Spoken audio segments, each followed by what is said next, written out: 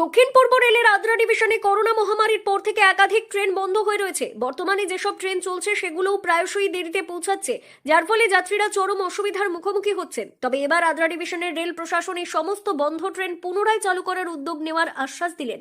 আদ্রা ডিভিশনে বিশেষ করে করোনা মহামারীর পর থেকে রেল ব্যবস্থায় অনেকটাই সমস্যা দেখা দিয়েছে। একাধিক ট্রেন বন্ধ করা হয়েছে এবং বেশ কিছু প্যাসেঞ্জার ট্রেনকে বর্তমানে এক্সপ্রেস ট্রেন হিসেবে চালানো হচ্ছে, যা যাত্রীদের জন্য সমস্যার কারণ হয়ে দাঁড়িয়েছে। দেখুন, অ্যাকচুয়ালি আমাদের এই সমস্যা কিন্তু বহুদিনের, মানে আজকে নতুন নয়, প্রায় 2 বছর থেকে 3 বছর হয়ে গেল। বিশেষ করে করোনার পর থেকেই এখানে হয়েছে কি না, আমাদের যে বেশ কিছু ট্রেন বন্ধ করে দেওয়া হয়েছে, সেগুলোকে রিস্টোরেশনের জন্য আমরা আবেদন জানালাম। এবং সব থেকে যেটা মেন আমাদের প্রবলেম, সেটা হচ্ছে কোনো ট্রেন কিন্তু সময়ে চলে না। আপনি আসানসোল থেকে পুরুলিয়া যাবেন বা পুরুলিয়া থেকে আসানসোল আসবেন, প্রচুর লেট এবং মাঝে মধ্যে ব্লক নেই।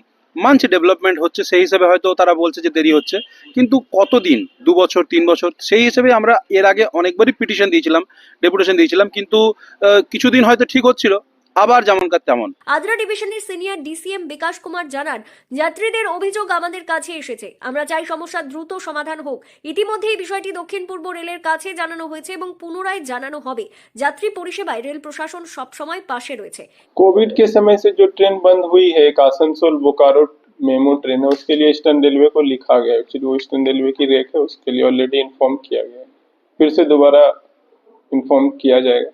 এদিন আসানসোলের বিধায়িকা অগ্নিমিত্রা পাল আদ্রা ডিআরএম অফিসে যান এবং কিছু যাত্রীকে সঙ্গে নিয়ে আদ্রা ডিভিশনের ডিআরএম মুকেশ গুপ্তার সঙ্গে আলোচনায় বসেন এবং একটি স্মারকলিপিও জমা দেন যাত্রীদের সমস্যা তুলে ধরতে। বিধায়িকা স্মারকলিপি প্রদান এবং রেল প্রশাসনের আশ্বাসের পর ট্রেন যাত্রীরা আশা প্রকাশ করেছেন যে শীঘ্রই রেল ব্যবস্থার এই সমস্যাগুলো সমাধান হবে। এখন দেখার বিষয় প্রশাসন কত দ্রুতই প্রতিশ্রুতির বাস্তবায়ন করে। পুরুলিয়া থেকে শান্তনু দাসের রিপোর্ট, লোকাল 18 বাংলা।